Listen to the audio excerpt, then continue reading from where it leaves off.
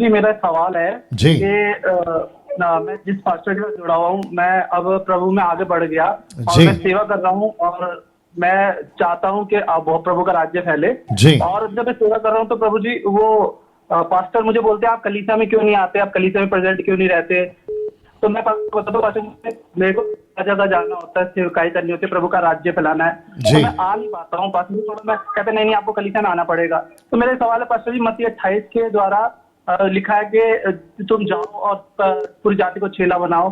तो पास्टर जी ऐसा क्यों होता है? पास्टर जी हमें वो कलीसिया बुला रोकना चाहते हैं या हमें आगे बढ़ाना चाहते हैं? ओके ओके, आपका नाम क्या है? मेरा नाम कपिल है पास्टर जी, कपिल, कौन से शहर से? दिल्ली से। दिल्ली से। ओके ओके, और आप कितने साल से मसीह में? मैं 10 साल से हूँ पास्टर जी मसीह में। ओके ओके, कपिल साहब लाइन में बने रहे। ना जितने दर्शक हैं 1000 के आसपास, 1000 के आसपास आप लोग लाइव जुड़ चुके हैं। बेहद खुशी है कि आप लोग लाइव आ चुके हैं। कपिल साहब जो दिल्ली से हैं, इनका प्रश्न यह है कि मैं सेविकाई के लिए जाता हूँ वचन सुनाने के लिए, तो मेरा जो पास्टर है, खैर उनका नाम हमने नहीं पूछा और नहीं पूछना चाहूँगा, जो भी उनका नाम होगा वो कहते हैं वो उनको रोकते हैं। तो ऐसा क्यों होता है? फिर उन्होंने कोट किया कि मत्ती 28 के 18 के मुताबिक हमें जाना है, वचन सुनाना है, चेला बनाना है, उनको बात सिखाना है। तो ये है, या फिर अटेंड करते रहना है। ओके, जो इनका लोकल पास्टर हैं वो ऐसा क्यों कर रहे हैं, अलग विषय है। ये वहाँ क्यों नहीं जा रहे हैं, ये अलग विषय।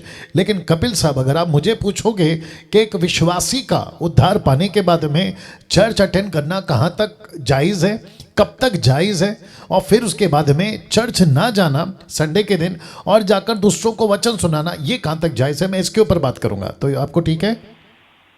आपके लिए ठीक है?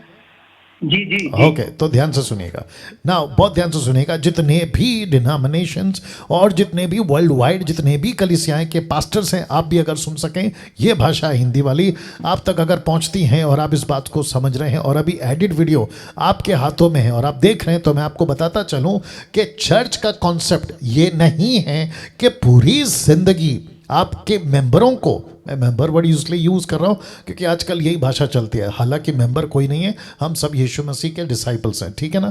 तो अगर आपके चर्च के मेंबर को आप सिर्फ संडे अटेंडर्स के रूप में आते रहो अटेंड करो, आते रहो अटेंड करो, आना है, वचन सुनना है, और आपको अपना जो भी प्रभु भोज दशमांश जो भी है देना लेना, बस ऐसे ही करते रहो, तो आप गलत हो। एक पास्टर का, एक चर्च का काम है लोगों को बुलाना, उनको तैयार करना, उनको तैयार करने के बाद में उनको भेज देना, और साथ ही साथ जैसे कि पौलुस और सिलास को पवित्र आत्मा ने कहा कि इनको तैयार करो। दीजिए प्रेरितों की किताब उसका 13 अध्याय वचन 1 दीजिए। कपिल साहब लाइन पे बने रहना। जब कोई उद्धार पाता है तो उसका अगला काम क्या है? मैं समझता हूं कि हम सभी को यह बात को समझना जरूरी है। तो प्रेरितों की किताब उसका 13 का 1 से पढ़ रहा। अंताकिया की कलीसिया में कई भविष्यवक्ता उपदेशक थे, जैसे बरनबास, शिमोन जो निगीर कहलाता है, और लूकियुस कुरेनी, चौथाई देश के राजा हेरोदेस का दूध भाई मनहेम, और शाऊल मतलब पौलुस। लिखा है जब वे उपवास सहित प्रभु की उपासना कर रहे थे तो पवित्र आत्मा ने कहा कि मेरे लिए बरनबास और शाऊल को उस काम के लिए अलग करो जिसके लिए मैंने उन्हें बुलाया। तब उन्होंने उपवास और प्रार्थना करके उन पर हाथ रखकर उन्हें विदा किया। अंत वचन 4, पवित्र आत्मा के भेजे हुए लुसुकिया के को गए और वहां से जहाज पर चढ़कर साइप्रस को चले। इसका मतलब है पवित्र आत्मा की ओर से भेजे हुए। तो कपिल जी आप भी सुनिए, और जितने भी दुनिया के चर्चेस के पास्टर्स हैं वो भी सुनिएगा। As a Bible teacher, as a preacher, as a क्या कहते हैं, प्रभु के राज्य को रिप्रेजेंट करता हुआ मैं डैनियल राज आप सभी को ये कहना चाहता हूँ कि सिस्टम ये है, जब किसी का उद्धार होता है उसको प्रिपेयर करो, उसको तैयार करो, उसको तैयार कर कर पवित्र आत्मा से मांगना है आपको, व्यक्ति को, कपिल साहब आपको, और साथ ही साथ परमेश्वर की बाट जोड़ने के प्रभु 1 महीना हो गया, 1 साल हो गया, 3 साल हो गया, 6 साल हो गया, अब मेरा काम क्या है, मुझे कौन से शहर जाना है, मुझे कहाँ प्रचार करना है, मुझे कैसे काम करना है, ये रिस्पॉन्सिबिलिटी उस चर्च के पास्टर की है। बट याद रखो, उसको बुला बुला कर अटेंड करो, चर्च अटेंड करो, नो नो नो नो, ये नहीं है तरीका। आपको चर्च अटेंडर्स नहीं चाहिए, आपको ऐसे लोग चाहिए जो सेंडर्स हैं, मैं हमेशा बोलता हूं। तो कपिल साहब ये कॉन्सेप्ट है। जी पास्टर जी। जी। पास्टर जी, वो कलीसिया में लोगों को इकट्ठा करने के लिए कलीसिया बनाई जाती है, कलीसिया में राज्य फैलाना में लोगों को तैयार करना है, जैसे कि आपने सिखाया भी पास्टर जी। जी। हमें ऐसा ही करना है। और प्रभु का धन्यवाद करता हूँ। मुझे जब शुरुआत में मैं कलीसिया में गया तो मैंने परमेश्वर ने मुझे 2-3 साल में वहां चला और मैंने अच्छे से सीखे सारी बातें। और जब मेरे को अंदर सीखने की जिज्ञासा हुई, मेरे को पवित्र आत्मा ने उकसाया कि यहीं बैठे नहीं रहना, तुझे आगे बढ़ना है और तुझे बहुत से लोगों को बचाना है, बहुत सी आत्मिक फलों को इकट्ठा करना है। तो पास्टर जी, मैंने पास्टर जी से बात करी तो उन्होंने बोले जी हम इसमें कुछ नहीं कर सकते और हम आपको आगे बढ़ा नहीं सकते, इन चीजों में हमारे को कोई वो नहीं है, हम आपको नहीं बढ़ाएंगे। ओके, एक सेकंड कपिल साहब, यहीं पे रुक जाइए ना। कपिल का बात अगर आप सुन पा रहे हैं तो इन्होंने कहा कि इनको लीड हुआ, किसको? कपिल को पवित्र आत्मा ने बोझ दिया। तो इन्होंने क्या किया? आपने पास्टर को बताया, जो कि कपिल जी आपने बहुत अच्छा किया। मैं आप सुन रहे हैं, आपने बहुत अच्छा किया। लेकिन जब पास्टर ने सुना तो पास्टर का रिस्पॉन्सिबिलिटी है। मैं वापस कहता हूं, मैं नहीं जानना चाहता वो कौन पास्टर है, लेकिन मैं जनरल बात कर रहा हूं, ठीक है ना। ये प्लेटफॉर्म किसी को व्यक्तिगत टारगेट करने का प्लेटफॉर्म नहीं है, मैं प्रीचर टीचिंग की बात कर रहा हूं। तो वो पास्टर का काम था कि कपिल के साथ बैठते, प्रार्थना करते, प्रभु से पूछते कि प्रभु जी, पवित्र आत्मा जी, कपिल ऐसा कह रहा है, अब मुझे आप बताइए, क्या मैं इसको हाथ रखकर सेविका के लिए भेज दूं? ये करना था। अगर उसने नहीं किया तो इसका मतलब है कि कसूर वहां पर है। और ऐसा व्यक्ति जिसको प्रभु ने बोझ दिया कि भाई तुम जाओ और जाकर काम करो, उसको प्रेरणा दी है, इस व्यक्ति ने यह कदम उठाया कि मैं पवित्र आत्मा की आवाज सुनूं, ना कि किसी व्यक्ति की। और ऐसा व्यक्ति जो बगावत कर रहा है या विरोध कर रहा है या सिस्टम को रोक रहा है, परमेश्वर के कार्य को रोक रहा है, तो आपने बिल्कुल सही किया कि आप वहां से जो है, आपने जो आवाज सुनी, आपने उसको सुना, उसको लेकर चले। बट मैं ये भी कहूंगा, अगर कोई पास्टर सपोर्ट करता है, उनको बताओ वो पास्टर अगर अच्छा दिल का है।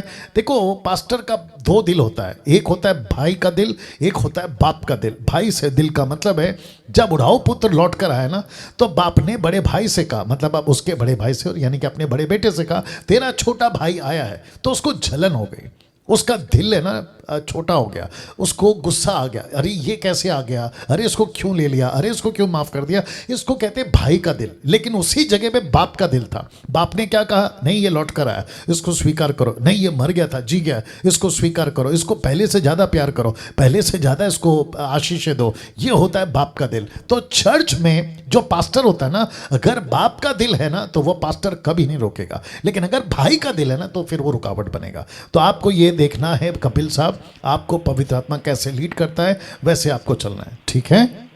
जी पास्टर जी। तो पास्टर जी, मैंने आगे पवित्र आत्मा ने मेरे को दिखाया अपने कामों को करके, और मेरे को एक शिक्षा का प्लेटफॉर्म दिया। मैंने ग्लोमस से स्टडी करी और ग्रेजुएशन कंप्लीट करी, और फिर मैंने प्रभु का राज्य फैलाना शुरू कर दिया और लोग बढ़ते चले गए। प्रभु का धन्यवाद करता हूँ मैं। और जिन पास्टर से अभी मैं जुड़ा हूँ, जो अभी मेरे को शिक्षा देते हैं, समझाते हैं, वो बस पास्टर यही कहते हैं कि हमारी कलीसिया में, और मैं उनसे कहता हूँ आप आओ कि और लोगों को सिखाओ। आप यहाँ आओ और लोगों को सिखाओ, क्योंकि यहाँ पे भीड़ बहुत है, यहाँ हमें सिखाना है, मिलकर सिखाना है। जी जी, बिल्कुल सही कहा, बिल्कुल अच्छा किया आपने। अच्छा, आपका कपिल साहब, आपका डॉक्ट्रिन में टंग्स है क्या? नहीं पास्टर जी, वो यही पास्टर जी, मैं ऐसे कलीसिया में जुड़ा था, कुछ पास्टरों ने मुझे जोड़ा था, लेकिन उनकी टंग्स की वजह से ना मैंने वहां से कलीसियाएं छोड़ दी, क्योंकि उनका माइंड सेटअप ना बिगड़ चुका था। जब मैं अपनी कलीसिया को वहां लेकर गया ना, उन्होंने मुझे बहुत सारी बातें बताई कि हम तुम्हें बत्तीसवां देंगे, तुम्हारे शादी ब्याह कराएंगे, सब कुछ हम देखेंगे, सारी रिस्पॉन्सिबिलिटी हमारी होगी। तो मैंने ठीक है, मुझे प्लेटफॉर्म प्रभु दे रहा है, शायद हो सकता है प्रभु की कोई इच्छा हो। जब मैं वहां गया तो मैंने चेक किया, तो वहां टंग्स बोली जा रही थी, बहुत सारी टंग्स में बातें की जाती, जबरदस्ती लोगों से कहते थे बोलो बोलो पवित्र आत्मा क्या बोला, बोलो बोलो। तो मैं कह रहा ये जबरदस्ती क्यों कर रहे हैं? मेरे को तो ऐसा कुछ नहीं बोला, पर कहने को, कुछ करने को। राइट। तो आपने अच्छा किया जो वहां से निकल गए।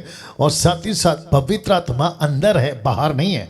एक व्यक्ति जब प्रभु को स्वीकार करता है ना, तो पवित्र आत्मा उसके अंदर उसी दिन आ जाता है जिस दिन उसका उद्धार हो गया। तो हाथ रखकर नीचे गिराना कॉन्सेप्ट गलत है, और फिर वो नीचे करके बेकाबू हो जाते, खास करके महिलाएं लोटपोट, वो गलत है।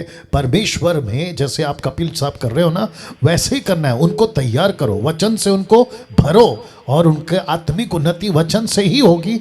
आप जो कर रहे हैं बहुत बढ़िया। जी पास्टर, जब भी मैं किसी अपनी जो कलीसिया में जो लोग आते हैं, तो मैं उनके घर वो होम मीटिंग रखवाते हैं, तो मैं हमेशा उनसे कहता हूँ कि अपने आसपास के रिश्तेदारों को बुलाओ, उन्हें प्रभु के बारे में बताओ, उन्हें बताओ कि परमेश्वर कौन है। गुड, बहुत अच्छी बात है। और आपने मुझे कहाँ से मतलब ये जो प्रोग्राम तो खैर आप देख रहे हो, शायद इसने कॉल किया इसलिए आपने कॉल किया, लेकिन मसीह मंथन के बारे में आप कुछ जानते हैं कपिल साहब? जी जी जी बिल्कुल। ओके, तो आपने दिल्ली का ग्रुप ज्वाइन किया है? जी जी बिल्कुल। Good good. तो इसके आगे सुनिए ना भैया, इसके आगे बाकी अगर आपको लगता है कि भाई चलो है ना, हमको dedication certificate, baptism certificate, marriage की बातें हैं, बहुत सारी बातें हैं, तो मसीह मंथन उसके लिए उपलब्ध है आपके लिए। जी जी या तो उसकी चिंता मत करिए, डंके की चोट पे सेवा करो जैसे पवित्र आत्मा आपको लीड कर रहा है। जी pastor ji, God thank you bless you, pastor God ji. Bless you.